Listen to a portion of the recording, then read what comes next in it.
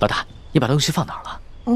我怕你给我派过来的太监宫女手脚不干净，所以我就把那些都藏在床底下了。不过你是皇上，你肯定不能跟我一起钻床底吧？还是奴婢去吧。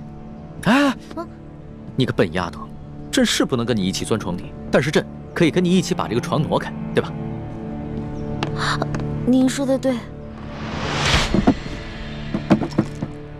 老大，这个铜匣还真在这儿呢。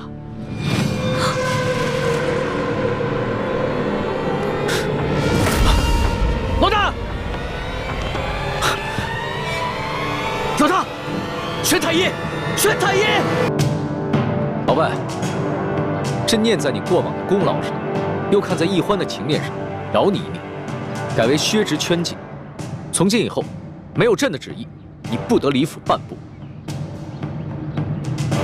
罪臣明白，罪臣定会每月按时送上2颗解药，以保世淑姑娘和李太医的平安。这情报网虽然现在继续由你掌管，但你要是收到了什么重要的情报，必须第一时间向朕禀报。皇上放心，为了回报皇上的宽仁，也为了我大清的江山社稷，更为了罪臣这颗悔罪的诚心，罪臣定会好好的打理这情报网，并随时向皇上汇报。老外，你说你在吴三桂、耿精忠、尚可喜以及反清联盟中都安插了眼线，这么多年，你可搜集到什么重要的情报？皇上，可否先让无关人等回避？你们先退下吧。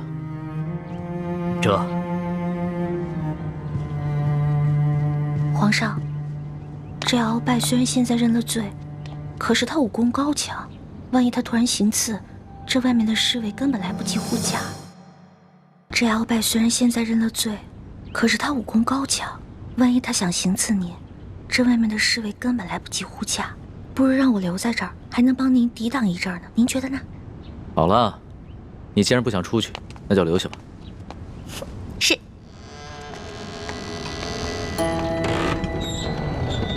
皇上，行了。奕欢是皇宫里边朕最信任之人，也是朕最心爱之人，你但说无妨。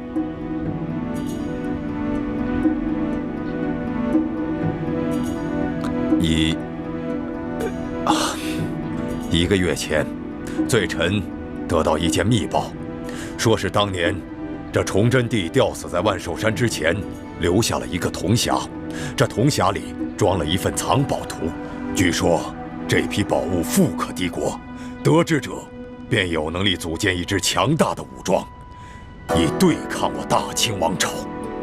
难怪当年多尔衮进京之后，没有搜到什么值钱的宝物。原来崇祯那个昏君早有准备。除了这份藏宝图，这铜匣里，还有一份名册，上面详细记录着反清联盟的各个秘密据点，以及潜伏在我大清王朝上下的逆臣贼子的名单。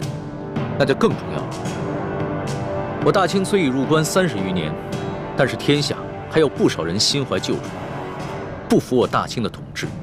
这朝野上下必定还有不少居心叵测之人。哎呀，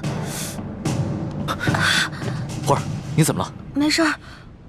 皇上，奴婢的头疼病又犯了，能不能让奴婢回奴婢的永乐斋休息一会儿啊？肯定是你刚服下了解药，这毒性还未清除。这样吧，你到朕的玉榻上休息一会儿。啊，不用了。这皇上的玉榻，奴婢怎么敢去躺呢？你什么时候跟朕这么客气了？啊？你必须得在朕面前变得好好的，要不然呢，朕不放心。来，走吧。皇上，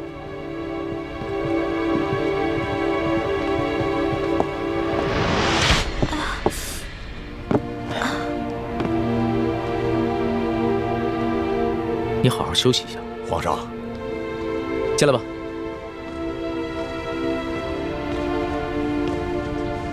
那个铜匣现在在何处？回皇上，当年多尔衮得到了这个铜匣，却未解其意，所以把这铜匣连同其他物品一起收入到了国库。3个月以前，罪臣得知了这铜匣的秘密，并到内务府找回了这个铜匣，拿到了府上。这么重要的东西，你居然不禀报朕，私自拿回了府上。罪臣该死。不过，皇上已经派人查抄了罪臣的府邸，想必那铜匣现在已经送回到大内的宝库了。来人，奴才在。传索额图，便让他把查查敖府的所有账目一起带上来。这。天哪，这可怎么办啊？我必须赶在索额图来之前赶回永乐斋，把铜匣给藏起来。皇上，奴婢这不是余毒未尽，而是奴婢的头疼旧疾又发作了。能不能让奴婢回永乐斋，让奴婢的哥哥给奴婢治下病啊？你都疼成这样了，还怎么回永乐斋啊？朕现在马上就传你哥哥过来。皇上，不用了。奴婢如果在这儿治病的话，恐怕会影响皇上处理政务的。没事儿，这索额图住在宫外，过来还要一段时间呢。朕先选你哥哥，让你哥哥过来给你看病。你要是不在朕面前变得好好的话，朕这个心里啊，放不下。来人，传李太医。龙小弟啊，你干嘛对我这么好啊？你这不是急死我了吗？等朱哥哥来了，我暗示他赶在索额图前面去把铜匣藏起来。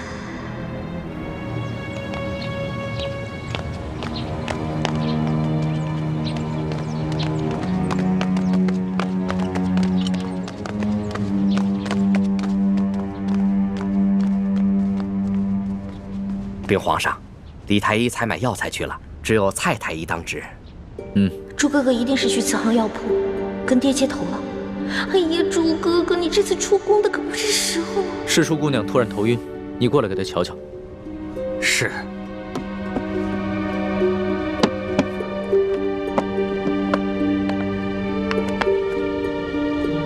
待微臣给世淑姑娘扎上几针，先止住头疼再说。皇上，哎呀，奴婢的头疼好像好了。皇儿，你可不能因为害怕扎针，就不配合太医给你治病啊！没有，是真的，奴婢的头疼就是这样，来得快，去得也快。奴婢现在已经没事了。真没事了？真没事了。好吧，你先退下。是。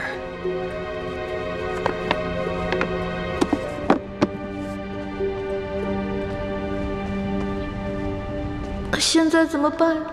嘿，完了吧，这下死定了。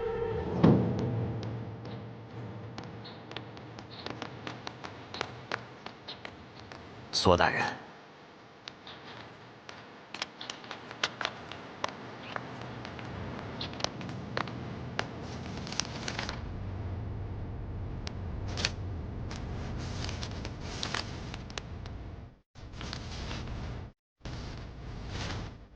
索图，从鳌拜府里查抄的宝物都在这个账簿上吗？回皇上的话，全部都在这单子上。那你有没有看到过一个很特殊的铜匣子？什么铜匣子？奴才没有见过。大胆索额图，朕让你查抄鳌府，你就借机中饱私囊。若是平常的宝物也就罢了，朕就不跟你计较了。但是这个铜匣关乎到我大清的国运，到现在你还不肯交出来，你有多少脑袋让朕砍呢？皇上，奴才对您不敢有所隐瞒呐。奴才这次查抄鳌拜府，确实是小捞了一笔，可都是些普通不过的金银珠宝啊。奴才实在是没见过什么铜匣子。哦，对了，皇上，那天查抄鳌拜府，世淑姑娘她也去了。皇上，奴婢全招了。奴婢是顺了好多金银财宝，可是那是索大人说的呀。索大人说那是皇上您默认了的。索额图不敢撒谎，那这个铜匣一定是被你顺走了吧？皇上，你也知道，奴婢就是个糊涂虫。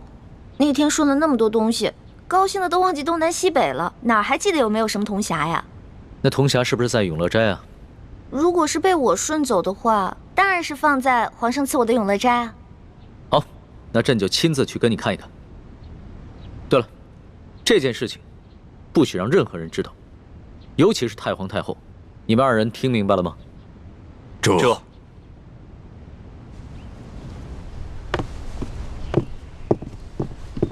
你们都下去吧。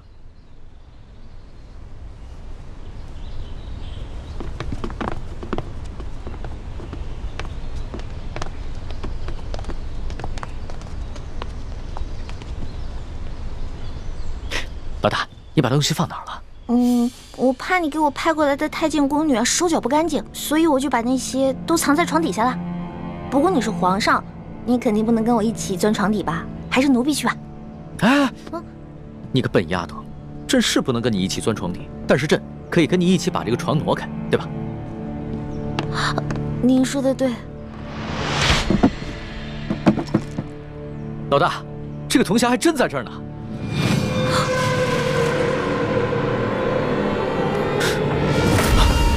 老大，老大，宣太医，宣太医！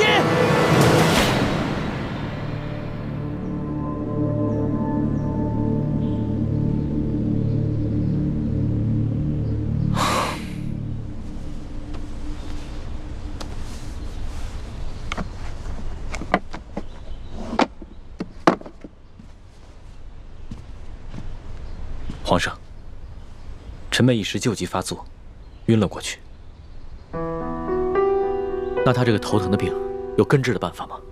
他这病打一出生就落下了，时不时就会发作。微臣想尽一切办法，也没办法根治。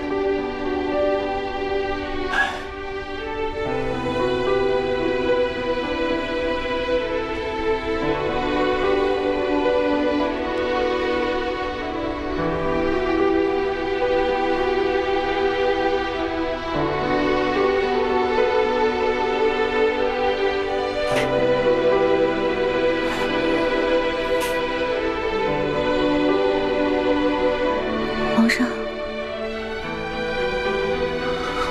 大哥，你也在啊？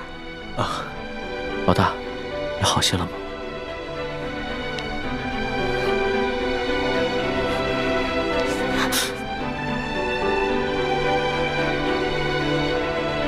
李太医，这儿没你的事儿，你先退下吧。微臣告退。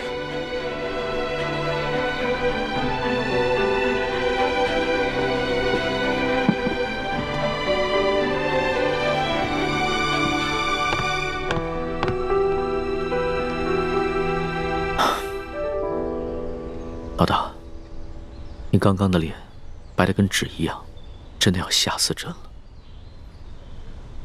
其实，要治我这病也不难，只是没有药引罢了。朕知道，你跟朕说过，要根治你的病，需要3颗龙珠做药引。这个龙珠就是皇帝的眼泪。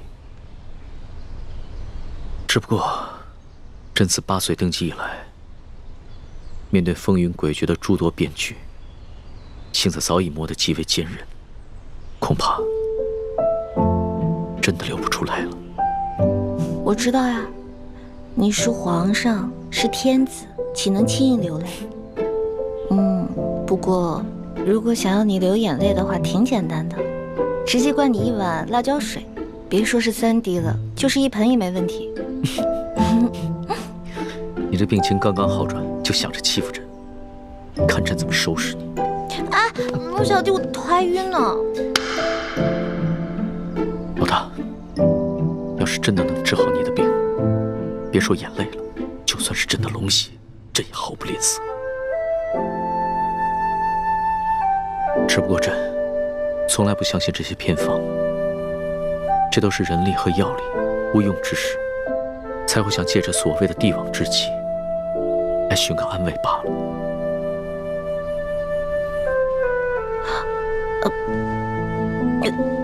来，皇上，那个铜匣子找到了吗？当然找到了，肯定是你这个小迷糊，觉得这个铜匣精致漂亮，就把它顺回来了，是吧？我从来都没有见过这么大一笔财富，所以顺了一些回来。龙小弟不会怪我吧？不会的。哎呀，还好啊，这个铜匣子已经找到了，而且啊，没有被太皇太后知道，要不然啊，朕都不知道怎么保你了。哇，这个铜匣好漂亮啊！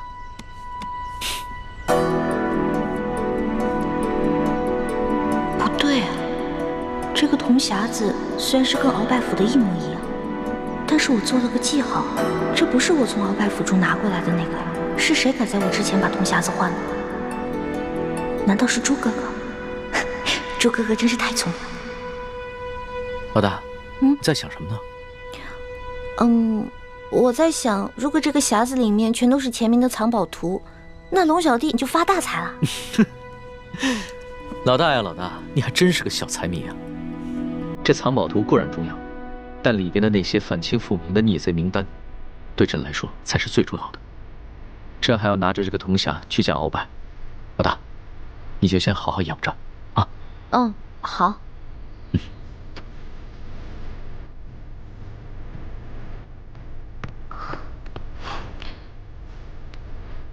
神仙保佑，神仙保佑！千万别让鳌拜看出来那个匣子被人调包了，不然我就完蛋了。神仙保佑，神仙保佑！罪臣鳌拜，拜见皇上。凭什么？谢皇上。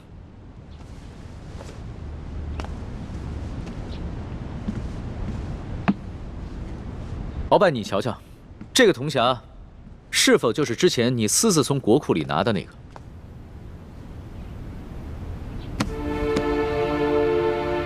回皇上，没错，就是他。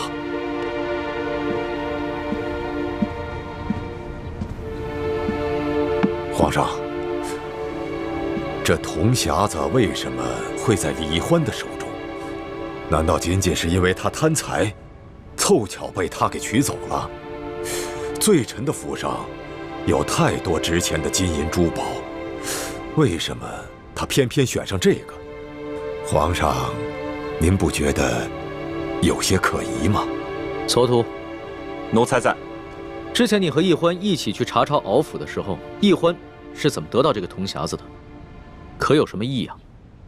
回皇上的话，当时鳌拜府已经查抄完毕了，可奴才并没有发现大补丸的解药。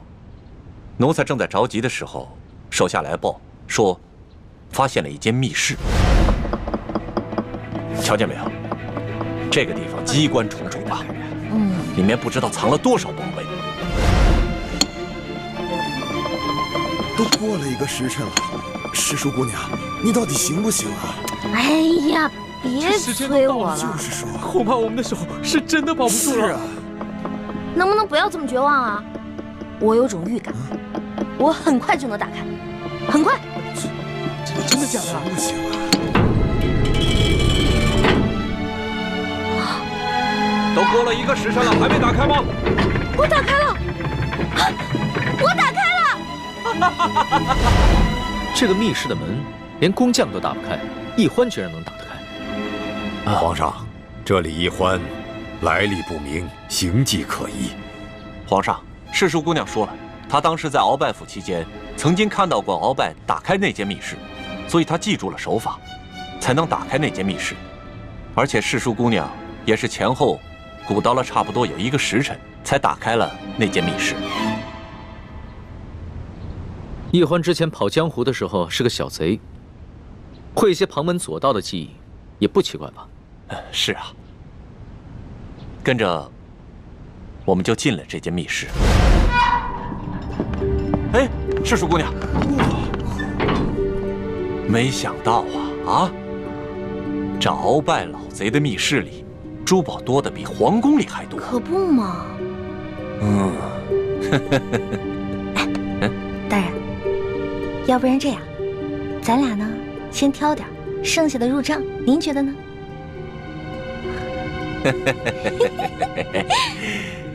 和世叔姑娘一起犯案，真的是太开心了。这样，你那边，我这边，怎么样？行动。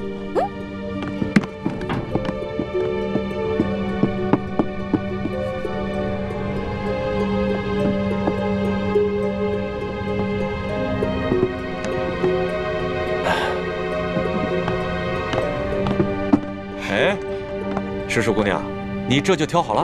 啊，当然了。再多挑点吧，啊！哎，不了不了，我挑的已经够多了。索大人，您再接着挑点呗。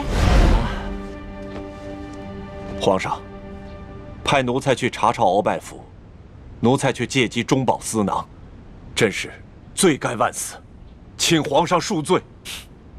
行了，起来吧。谁不知道查抄鳌府是一个大废差啊？朕之所以派你去查抄鳌府，就是为了对你之前的功劳进行赏赐。只是你需要懂得分寸，不要过分即可。这，奴才明白了，多谢皇上。那照你这么说的话，易欢他只是随意挑了2样珠宝。是，世叔姑娘将一尊玉观音还有一些珠宝，连同这个匣子，装在一个大箱子里就带走了。她可能看到这个匣子造型独特，所以顺手就拿走了。女孩子嘛，除了挑一些贵重值钱的，她会挑一些稀奇古怪、有趣的东西拿走。她倒一直是这么一副大大咧咧、贪玩贪钱的样子。皇上，如果您是这么想，那罪臣也无话可说了。鳌拜，你说李氏兄妹是前明的余孽，他们接近朕是为了得到这个铜匣，那他们都已经得手了，为何不就此远走高飞？而且朕之前去永乐斋拿这个铜匣的时候，他们为何也毫不在意？皇上，刚才李易欢突然头疾发作，一时想要独自回永乐斋，一时又要李太医过来问诊，说不定他是故意装病，想利用这个时间去转移这匣子，只是阴差阳错没得逞罢了。不对，易欢不是装病，刚才回到永乐斋的时候还晕倒了，朕能看得出来，那绝非伪装。那皇上这样认为，就算是罪臣多疑了吧？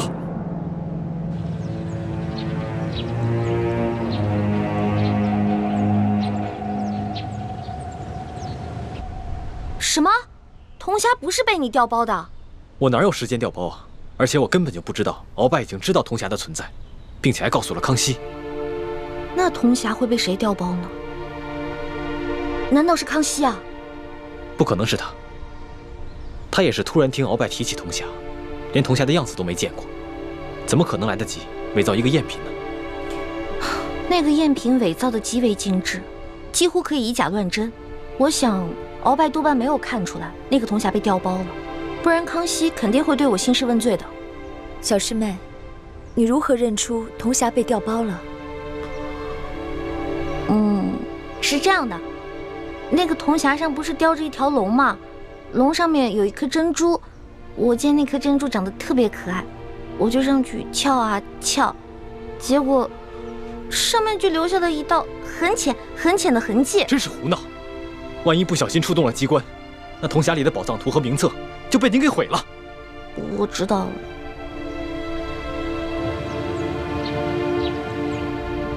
皇上，据探子汇报，这铜匣子是崇祯皇帝请了能工巧匠精心打造的，须得用3把金钥匙同时插入这3个锁孔，方能打开。这3把金钥匙却1把都不可，否则就会触动机关。里面的藏宝图和反清联盟的名单都将损毁。那这3把金钥匙现在在何处？1把在南明册封的晋王李定国手中。传言这李定国10多年前就战死在沙场上，那把金钥匙也不知所踪。据探子密报，这李定国实际上并没死，并且一直暗中在领导着反清复明联盟。1把在台湾郑经的手中，最后1把金钥匙在永历帝的身上。而永历帝多年前被吴三桂绞杀，所以这把金钥匙有可能就在吴三桂的手中。所以，之前你以朝廷的名义下旨，让吴三桂送回永历帝的遗物，就是为了得到那把金钥匙。没错，眼下这吴三桂已派庶子吴应奇护送这些遗物入京。如果这批遗物中有这把金钥匙，说明吴三桂他并不知晓内情；如果这批遗物当中没有这把金钥匙，则说明吴三桂不仅知道内情，而且私下藏匿了金钥匙，必定是起了反叛之心。鳌拜，你能将如此重大的秘密交代于朕，说明你已有了悔罪之心。好了，你先退下吧，朕会让索额图送你回府的。谢皇上不杀之恩。老夫今日所求之事，并非是为了一己私利，而是为了我大清的江山呐。哦，为了大清的江山社稷，这么重要的事情，敖大人为什么不刚才当着皇上的面把话说清楚呢？反而要跑到这儿对着我索额图私相授受。皇上哪儿还听得见老夫的话呢？索大人，请务必盯紧李太医和李易欢兄妹二人。哎呀，我说中堂大人，您还是省省吧，别老想着去报复李氏兄妹了啊！你，哎，索大人，老夫真的不是为了报复。眼下皇上正在迷恋李易欢，听不进去老夫的话。老夫越想越觉得李氏兄妹二人来历不明，身份可疑。待老夫回到府上，定会发动自己手下的情报网去暗中调查他们兄妹二人，但这需要一段时间。在未调查清楚之前，还望索大人能够多加提防他们兄妹二人才是。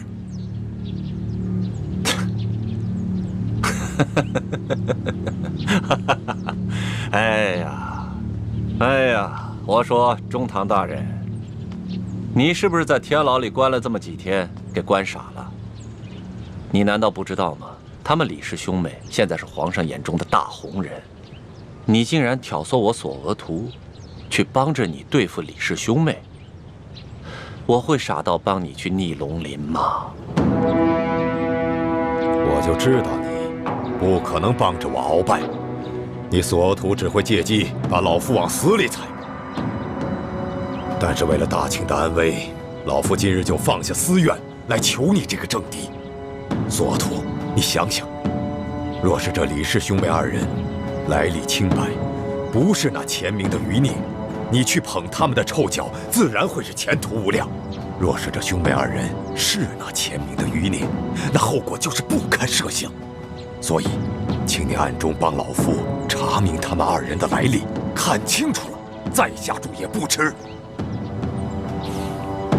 行了，踏踏实实的回家歇着吧。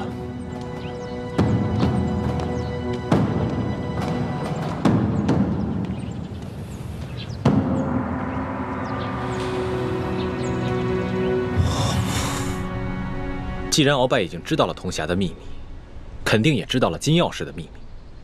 现在连康熙都知道了，这情形对我们非常不利。偏偏铜匣要被人给调包了。得亏让别人给调包了，要不然落在龙小弟手里那还了得啊！这调包铜匣的人呢，肯定不是清廷的人，落在他们手里，总比落在清廷手里要强吧？可是谁能从永乐斋调包铜匣呢？而且这个人还知道铜匣的秘密，还能自由出入大内深宫。知道铜匣秘密的人，除了咱们，还有鳌拜这一派势力。该不会是李公公？有可能。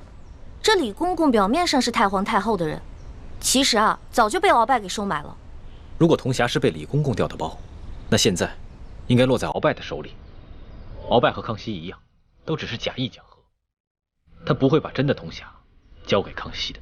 可现在鳌拜刚刚出狱回府，李公公应该还没有跟他去接头，而且康熙加强了宫禁守卫，无论是谁，只要出入宫者必须搜身。我估计李公公还没有把铜匣带出宫去。之前义父一直让我用大补丸的解药控制李公公，我还一直心存怀疑，现在看来也只能控制住李公公，再盯住鳌拜，这样才能找出铜匣，查出内奸。咱们师徒4人顺利进入皇宫，接近了康熙，得到了他的信任。这一切都太顺利了，以至于咱们盲目乐观，让到手的铜匣又失去了。看来这深宫中暗藏着很多咱们意识不到的危险，往后咱们行事一定要更加谨慎，尤其是小师妹。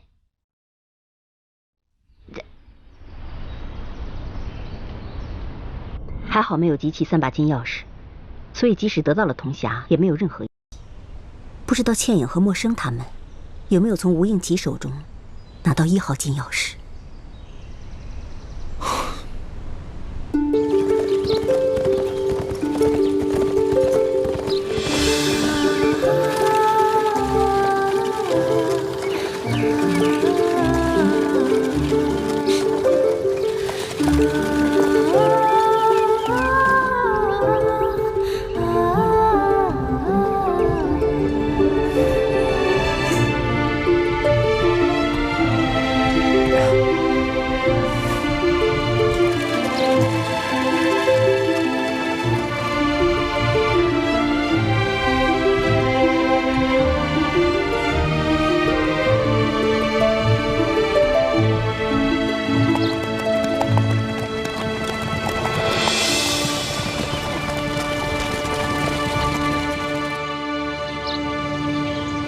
刚刚听吴应奇说，山西总兵舒建已经亲自带着200精兵前来会合，最快的话，应该明天就可以碰面。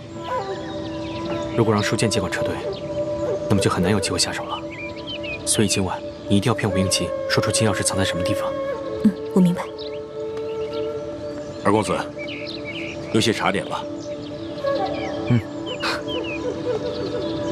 叶兄，倩影，过来喝点茶，吃点点心吧。这就来。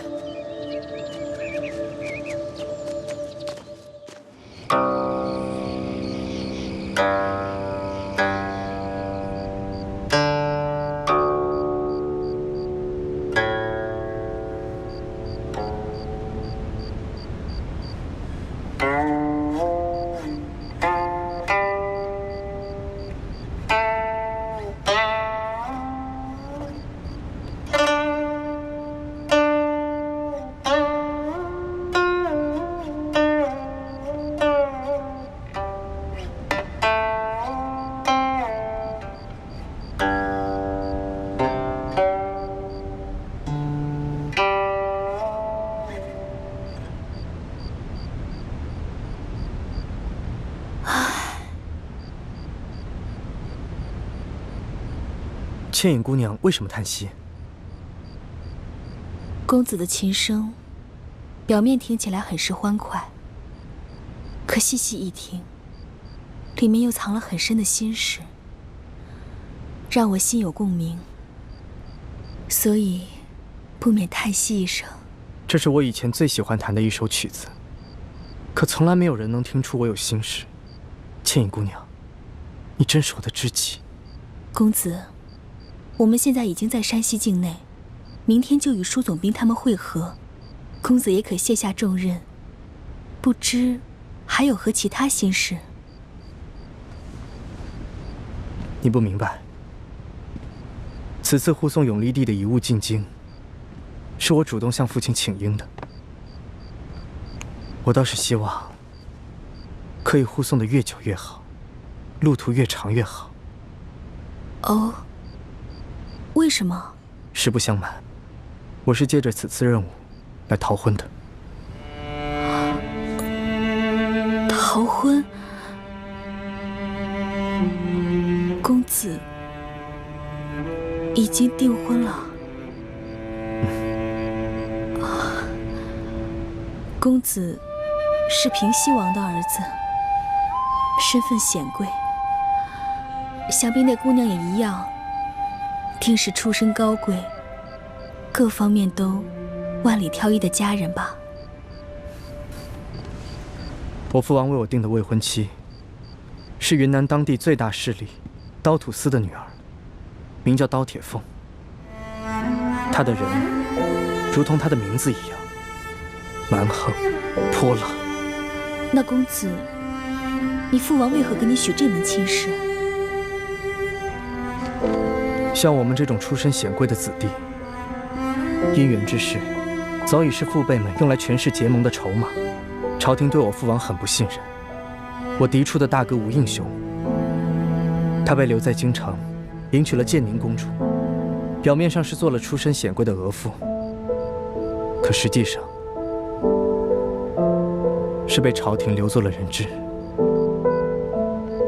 而我也是一样，迎娶刀土司的女儿，也是为了壮大我父王的实力。作为平西王之子，这也是无可奈何之事。其实身份、地位、财富，对我来讲，我根本就不在乎。如果可以选择的话，我宁可出生在一个普通家庭，平淡一生，愿得一心人，白首不相离。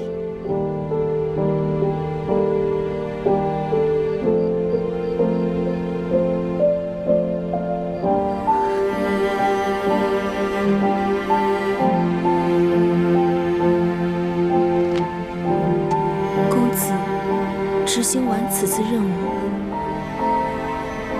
怕是就要和刀土司的女儿成亲了吧？所以我希望这次的路程越长越好。可明天就要和舒总兵他们会合。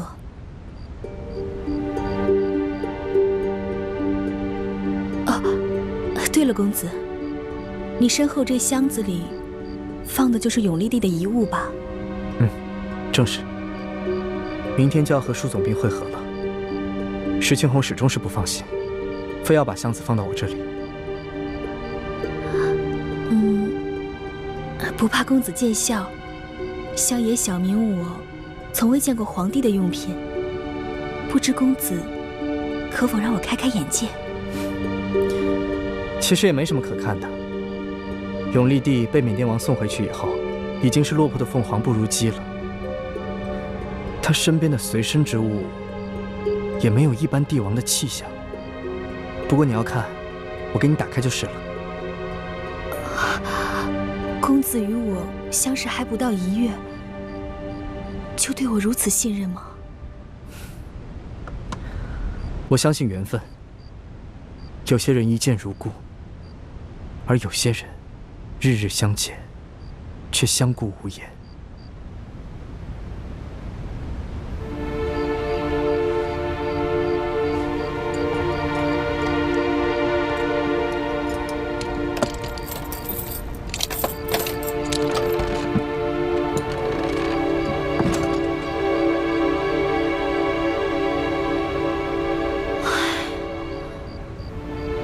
这和普通人家的用度相差无几，难道都是这些衣物，就没有什么稀罕物吗？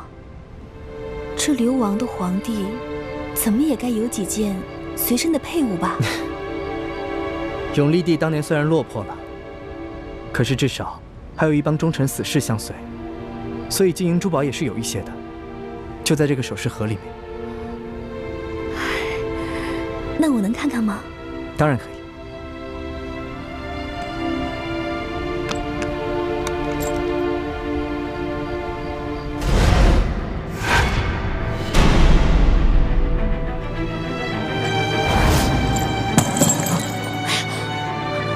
不好意思，我之前从来没有见过皇帝的东西，实在是太紧张了。没关系，拾起来就好了。哎，这可是亡国之君的东西，怕是不吉利。你身为平西王之子，还是不要碰这些不吉祥的东西。我来吧。有劳姑娘。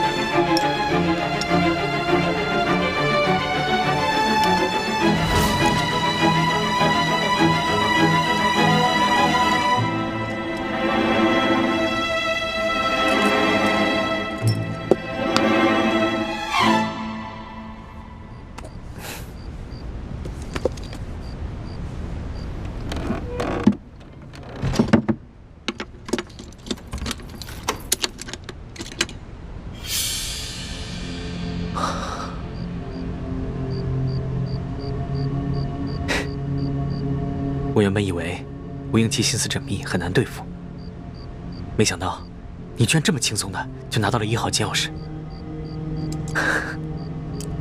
看来吴英奇对你真的是一点防备都没有。他根本就是个心思单纯的富家公子。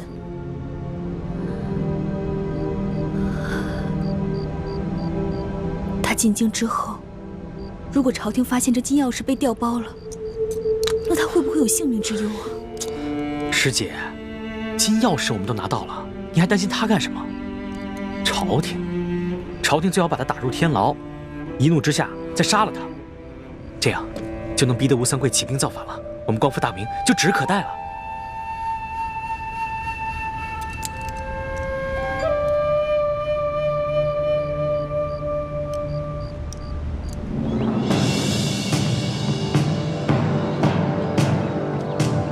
二公子，卑职有失远迎。若不是半路遭遇劫匪，在下也绝不敢劳动舒总兵，还望舒总兵见谅。哎，哪里话，同为朝廷效力，二公子若有什么闪失，卑职如何向圣上交代，又如何向平西王交代？那就有劳舒总兵了。永历帝这批遗物可都还在？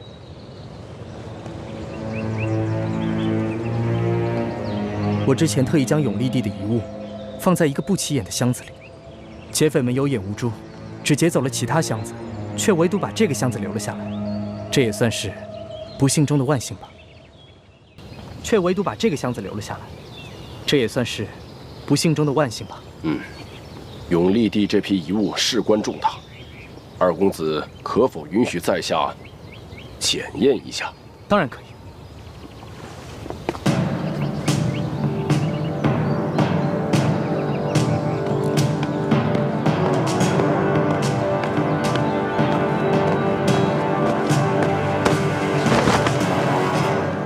请。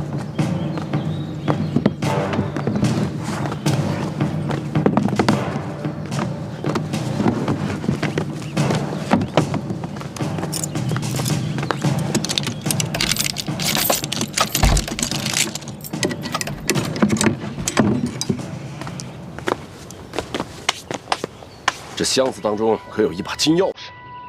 金钥匙？这我倒不曾留意。啊，不过永历帝的遗物里有一个首饰盒，不知舒总兵说的金钥匙在不在那里面？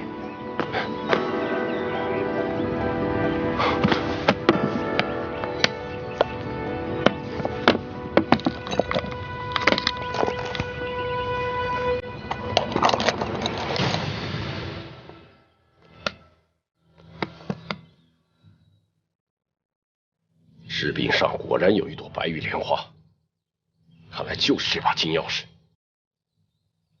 二公子，卑职放了皇上密旨，要贴身保管这把金钥匙。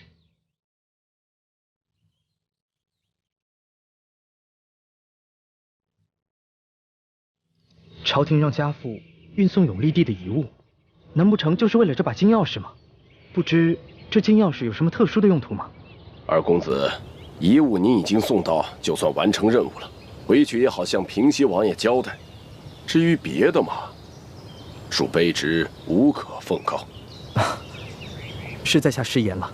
二公子，你一路车马劳顿，请至前方驿馆歇息，请。多谢舒总兵。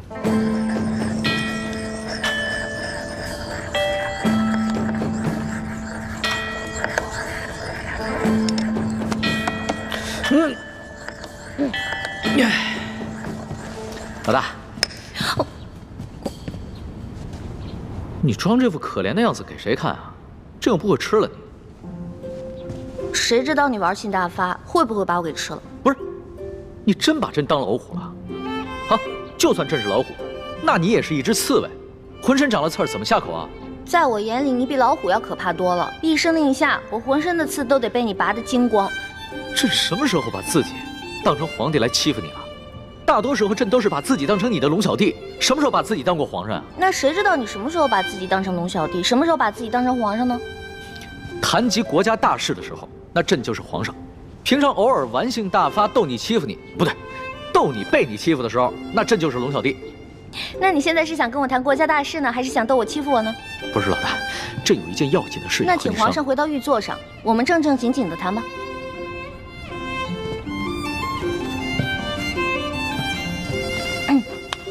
行了吧？说吧。老大，朕已经派了索额图和一批大内高手去盯着鳌拜，但是朕毕竟是天子，金口于言，答应过鳌拜让他继续掌管自己的手下情报网，所以索额图他们也不好干涉鳌拜手底下的人正常工作。这件事情不能让太多人知道。朕想派你还有你哥哥去盯着鳌拜，跟踪他手底下的人，摸清他的整个情报网。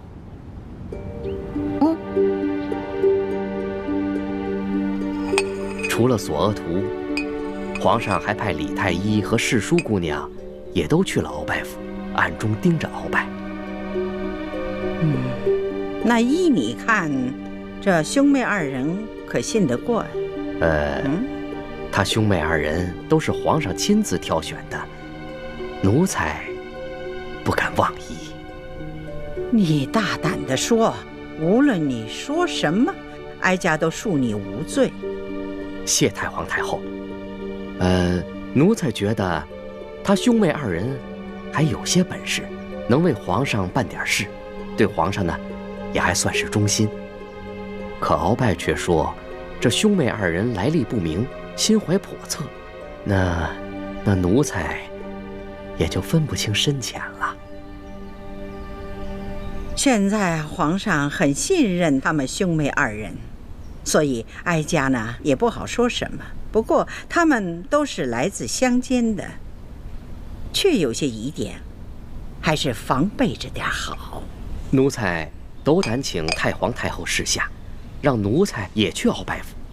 一来呢，可以帮着皇上盯着鳌拜；二来，也可以查探查探他兄妹二人是何底细。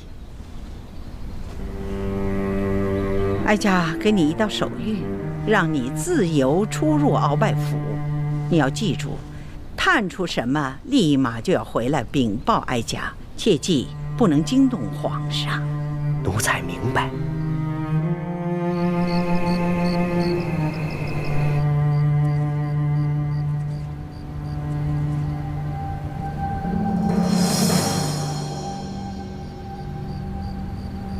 皇上没有怀疑你吧？暂时没有。不过宫中现在正在彻查内奸，凡是你派进去的人，还有你的心腹，推荐进宫的宫人，都给撤掉了，基本上都换成了索额图的人。老夫眼看着就要落败，皇上现在重用索额图，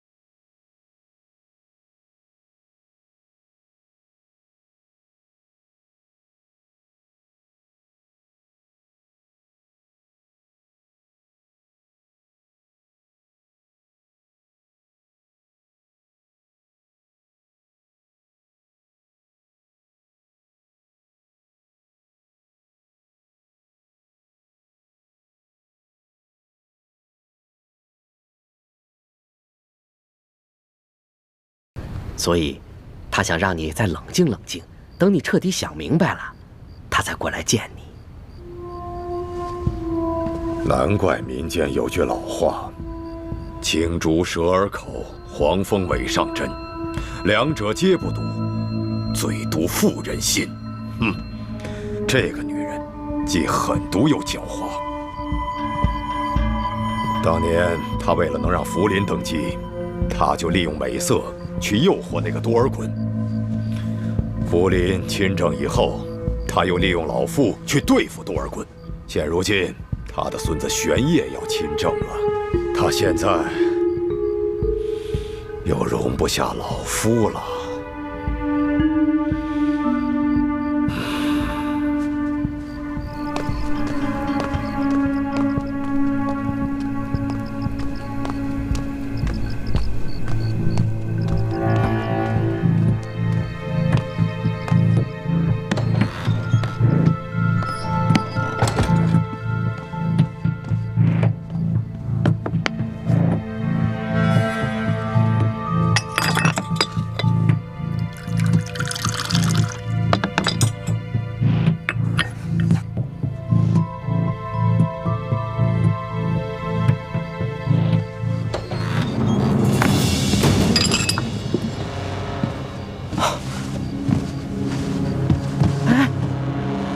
还给我！公公在吃什么？李太医，你这3更半夜的闯入咱家房间，你到底想干什么呀？咱们原来不是已经说好了吗？以前的事情咱们心照不宣，以后在宫中互相帮衬。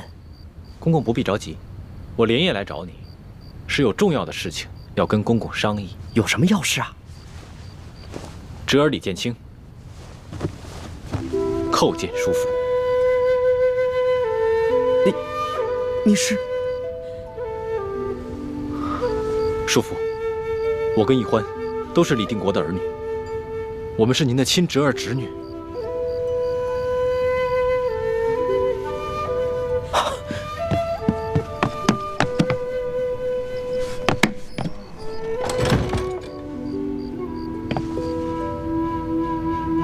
原来鳌拜说的是真的，你们2个进宫果然是图谋不轨啊！我爹让我转告给叔父，希望叔父顾念骨肉亲情，在宫里对我们兄妹。不要说了，我知道你想说什么。我告诉你，这绝无可能。你们不要再叫我叔父，我没有你们这些亲人。看来我爹说的没错，叔父心里只有荣华富贵，没有我们这些骨肉亲情。随你怎么说，你回去告诉你爹还有你妹妹，我不会出卖你们，但我也求你们不要再连累我了，好不好啊？不管将来怎么样，你们都跟我没有任何关系。我早就当你爹40年前就死了，你们也当我40年前就死了，好不好啊？好，那我们便不讲骨肉亲情。哎，你干什么？李太医，我没有病，不劳您给我把脉。我不是在把脉，而是在测你的心。接下来我会问你很多问题，如果你撒谎的话，你的脉象便会出错。你果然跟你爹一模一样，对我的算计多过亲情。叔父，只要你把铜匣交出来，我们还继续从前的约定，心照不宣，互不干涉。铜匣？什么铜匣？叔父装什么糊涂？你刚才夜探敖府，并没有把铜匣带出去，所以这铜匣还被你藏在宫里。你说的是那个藏着藏宝图还有钱明余孽名册的铜匣？那不是奕欢从鳌拜府上已经拿走了，后来又被皇上在永乐斋给找回来了吗？那个铜匣是假的，真的铜匣放在永乐斋被人调包了。你怀疑是我调的包？不是你还是谁？我知道叔父想用铜匣去换鳌拜大补丸的解药。叔父，你可以不帮我们，但是也不能去帮鳌拜那个杀人不眨眼的魔头啊！唉，叔父要的大补丸的解药，我能解，只要你交出铜匣，以后每月我会把大补丸的解药亲自给你送过来。叔父那个时候就不用再受鳌拜的挟制了。原来你能解大补丸的毒，难怪你敢背叛鳌拜。可是铜匣真的不在我身上，贤侄，你既然能解大补丸的毒，那就赶紧给我解药吧。叔父变脸还真是快，刚才还口口声声不想认我们这些亲人，现在居然叫我贤侄了。我这是没办法被逼的。俗话说，好死不如赖活着嘛。好，既然叔父想活不想死，那么只要你把铜匣交出来，我马上把大补丸的解药给你。这铜匣真的不在我身上，你想想，这么机密的事情，鳌拜怎么可能把这件事情告诉我呢？真的不是我调的包，你们要相信我呀。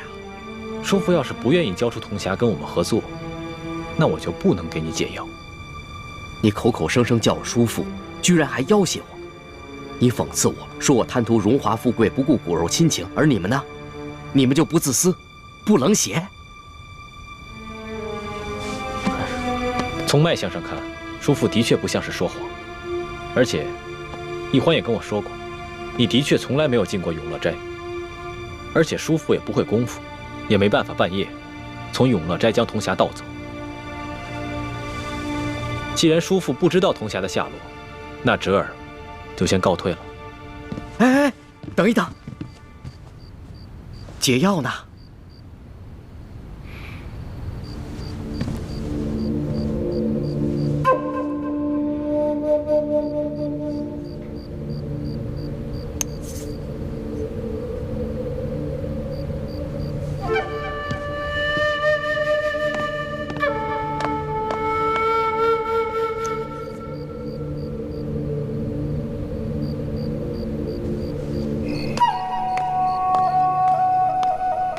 等一等，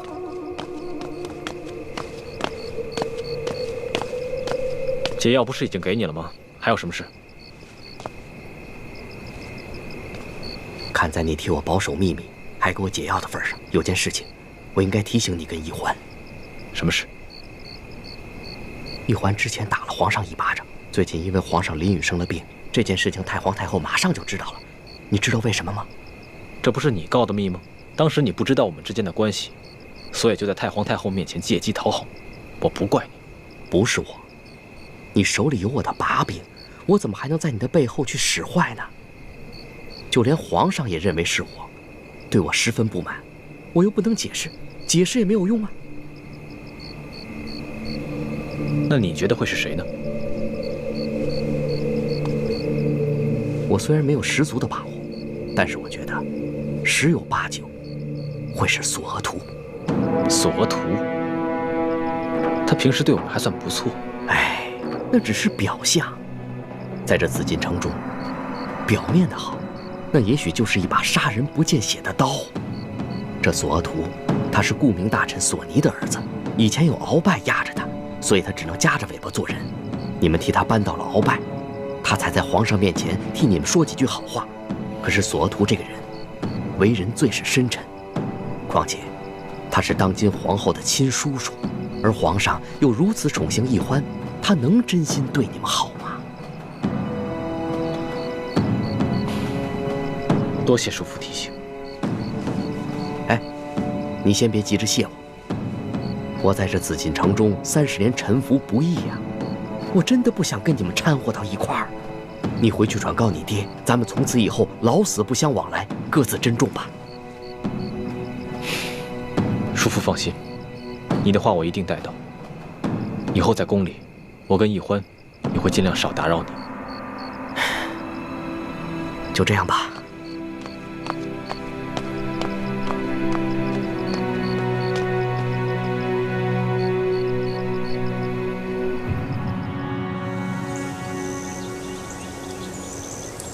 起来吧。谢太皇太后。哀家让你打探的事情怎么样？回太皇太后，奴才一直在暗中盯着这兄妹二人，暂时还没有发现什么蛛丝马迹。哦，是这样。其实皇上很看重这兄妹二人，真是不寻常啊。从现在开始，继续为哀家看住他们，只要有点风吹草动、蛛丝马迹，一定要回禀给哀家。这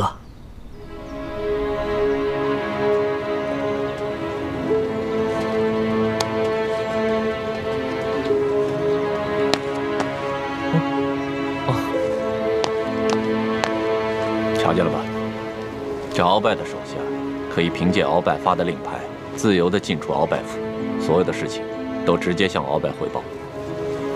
而根据他和皇上的约定，只要这鳌拜不出府邸一步，他就可以自由地处理这些事情。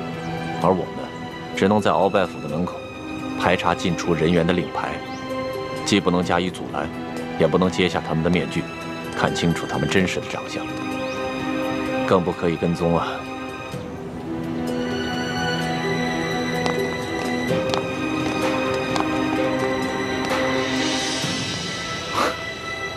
皇上是天子，金口玉言，可索大人就不能将在外，君命有所不受吗？便悄悄安排人去跟踪一下，又有何妨呢？唉，说来真是惭愧啊。我也曾经悄悄派人跟踪过，可是鳌拜这些手下个个都是江湖经验丰富的老手，又懂得擅长易容易身之术。我的那些侍卫都是些八旗贵族的子弟，虽然有几个身手不凡的，可是总是江湖经验欠缺，所以每次都是跟丢了。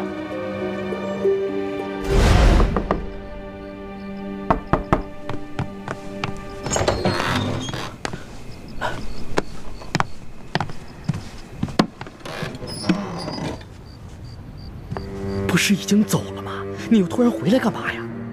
哎呦，我求你了，你跟你爹就放过我吧，我这辈子不容易，让我过几天安生日子成吗？叔父，我不会强迫你投靠我们反清复明的联盟，我只是想求你协助我们尽快除掉鳌拜。鳌拜一天不死，不仅对我们联盟，对你来说也是一个极大的威胁。可是鳌拜跟皇上已经商量好了，皇上只是囚禁他，他是不可能杀鳌拜的。我要是有本事把鳌拜除了，我至于受他的胁迫去危害皇上吗？康熙恨透了鳌拜，他之所以不能杀他，无非是因为他身上还有筹码。可是如果我们除掉这个筹码，你觉得康熙还会留着他的性命吗？那你说吧，你们想要我做什么？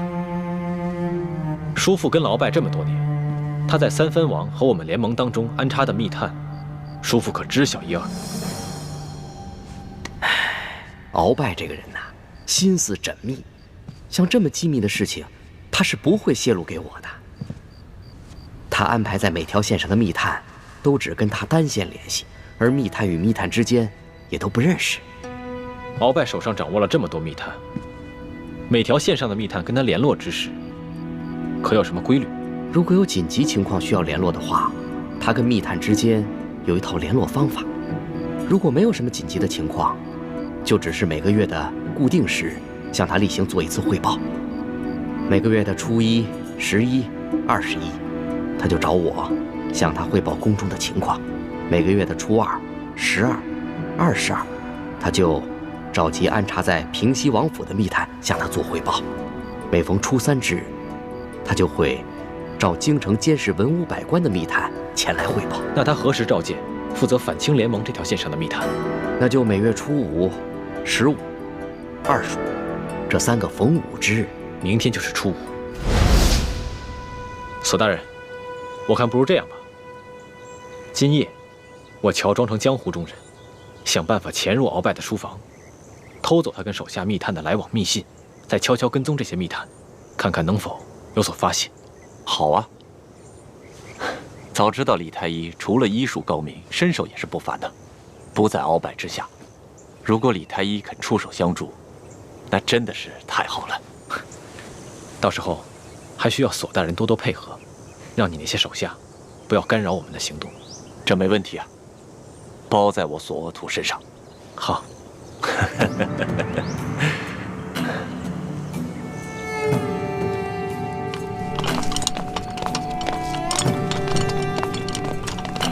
纳塞，